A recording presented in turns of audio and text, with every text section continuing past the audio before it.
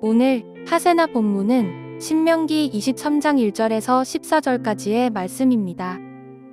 고환이 터졌거나 음경이 잘린 사람은 주님의 총회 회원이 되지 못합니다.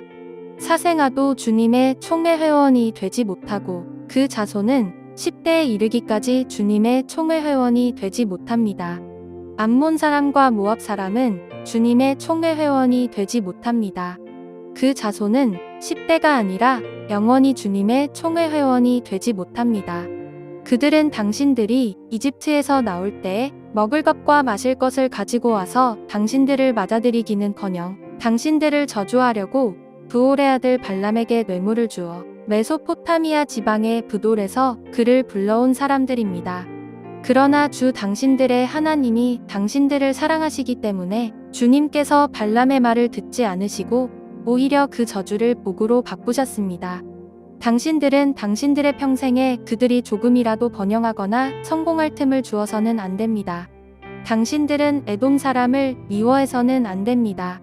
그들은 당신들의 친족입니다. 이집트 사람을 미워해서도 안 됩니다. 당신들이 그들의 땅에서 나그네로 살았기 때문입니다. 그들에게서 태어난 3대 자손들은 주님의 총회 회원이 될 수 있습니다. 당신들이 진을 치고 적과 맞서고 있는 동안에는 어떤 악한 일도 스스로 삼가야 합니다. 당신들 가운데 누가 밤에 몽설하여 부정을 탔을 때에 그 사람은 진 밖으로 나가서 머물러 있어야 합니다. 해가 질 무렵에 목욕을 하고 해가 진 다음에 진으로 들어올 수 있습니다. 당신들은 진 바깥에 한 곳에 변소를 만들어 놓고 그곳에 갈 때에는 당신들의 연장 가운데서 삽을 가지고 가야 합니다. 용변을 볼 때에는 그것으로 땅을 파고 돌아설 때에는 배설물을 덮으십시오. 주 당신들의 하나님은 당신들을 구원하시고 당신들의 대적들을 당신들에게 넘겨주시려고 당신들의 진 안을 두루 다니시기 때문에 당신들의 진은 깨끗하게 유지되어야 합니다. 주님께서 당신들 가운데로 다니시다가 더러운 것을 보시면 당신들에게서 떠나시고 말 것이니 그런 일이 일어나지 않도록 당신들의 진을 성결하게 하십시오. 오늘의 본문은 여호와의 회중에 들어올 수 있는 자격에 관해 나누고 있습니다. 여호와의 회중이란 하나님께 드리는 제사 의식 또는 공적 예배를 의미하므로 여호와의 회중으로 들어갈 수 있는 자격이 있는 사람은 바로 여호와 하나님의 백성이라는 신분이 있는 사람을 의미합니다. 그런데 오늘 첫 구절부터 쉽지가 않습니다. 오늘 첫 구절부터 거세에 대한 두 가지 형태가 나오는데요. 이 고환이 터지거나 음경이 잘린 사람은 여호와의 총회 회원이 되지 못한다라는 것입니다. 어떤 이들은 사고를 당했을 수도 있고 또 어떤 이들은 타 종교적 배경으로 인해 스스로 자해를 행한 사람도 있을 것인데 이유를 불문하고 그런 사람들은 절대 여호와의 총회에 들 수 없으며 사실상 구원의 박탈을 모세는 오늘 신명기에서 선포하는 것입니다. 이는 생명이 그들에게 없음을 의미하게 내려진 법률일 수도 있겠으나 더 보편적으로는 신체적으로나 정신적인 결함이 있는 사람은 여호와의 총회로 들어오는 것이 적합하지 않다라는 이 이스라엘의 배타성을 폭로하는 구절이나 마찬가지입니다.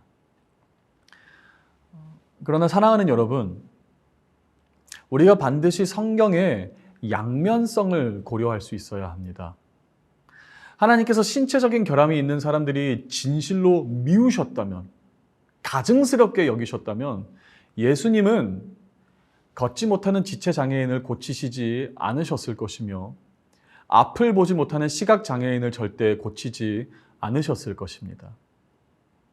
오히려 성경은 장애인들의 장애가 없어지는 것을 여호와의 날이 도래하게 되는 표징으로 사용될 것이라고 말씀하고 있으며 심지어 이사야 56장을 보면 이런 말씀도 있습니다.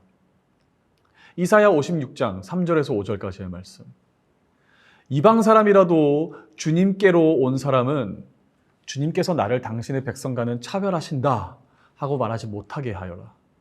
고자라도 나는 마른 장작에 지나지 않는다 하고 말하지 못하게 하여라.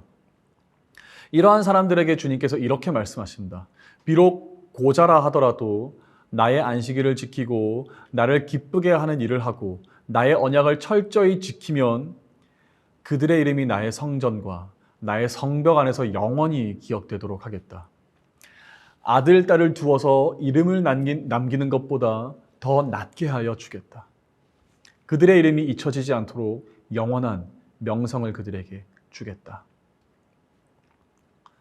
즉 신명기에서 하나님은 고자들은 여호와의 총회에 들어가지 못할 것이다 라고 말씀하고 있으나 이사야서는 그러나 그들이 돌이켜 여호와께로 나아온다면 그들이 아들, 딸을 두어서 이름을 남기는 것보다 더 낫게 하여 주겠다라는 약속을 해주시는 것입니다. 따라서 성경이라는 책은 한 시각에서만 볼 것이 아닌 전체적으로 보아 하나님께서 우리에게 주시는 이 전체적인 메시지의 중심에는 무엇이 있는지를 살펴보는 것이 참 중요한 것 같습니다.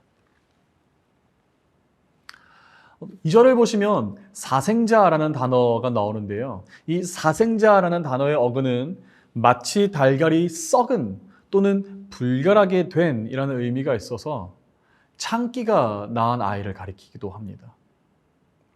신명기는 이들이 10대에 이르기까지 여호와의 총회를 들어가지 못할 것이다 라고 하는데 이 10대라는 숫자는 영원이라는 의미가 있어 그들이 영원히 구원받지 못할 것이라는 의미를 신명기에서 전달하는 것처럼 보일 수도 있겠지만 이들 또한 고자의 관점에서 이해해야 할 구절임을 성도님들께서 기억하실 수 있기를 바랍니다.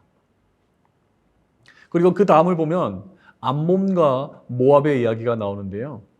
암몬과 모압이 배제되는 이유는 지극히 역사적 배경에 근거하고 있으며 신명기에서 그 이유가 잘 나타나기에 우리가 신명기 말씀과 더불어 민수기 22장에서 22장과 함께 보신다면 더 이해가 잘 될 것입니다. 그런데 또한 하나님께서 에돔과 애굽은 오직 3대 후까지만 기다렸다가 그들이 여호와의 총회로 들어올 수 있도록 허락하라라는 하나님이 명령하신 것을 볼 수 있습니다. 우리 사랑하는 성도님들께서는 에돔을 기억하시지요? 에돔은 또한 에돔의 조상은 야곱의 형이었던 에서였습니다.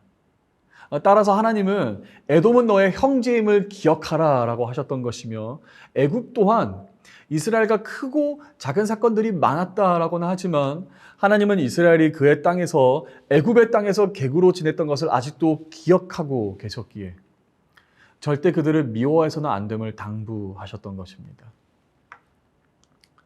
그리고 마지막으로 하나님은 백성의 정결함을 위해 어떤 악한 일도 스스로 삼가야 한다라고 말씀하셨습니다. 만약 밤중에 몽설한다면 그는 깨끗이 씻어야 하고 배설을 봐야 할 때는 불결하게 두지 않고 땅을 파서 덮을 것을 명령하시는 것입니다.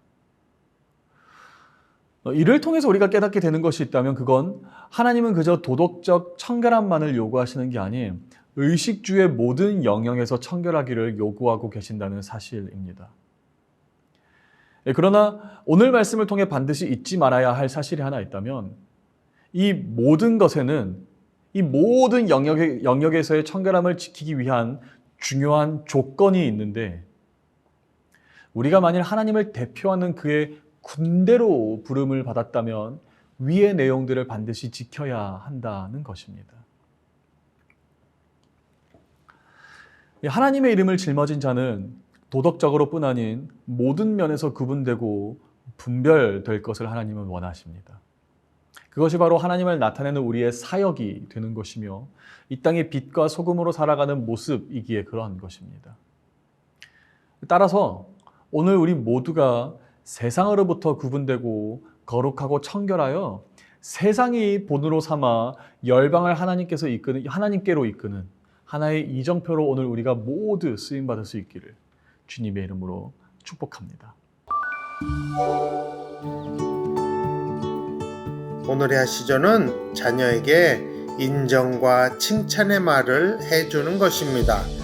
경쟁이 치열한 사회에서 고생하는 자녀들을 인정과 칭찬의 말을 통해 격려해 주면 어떨까요? 오늘의 하시죠. 함께 하시죠.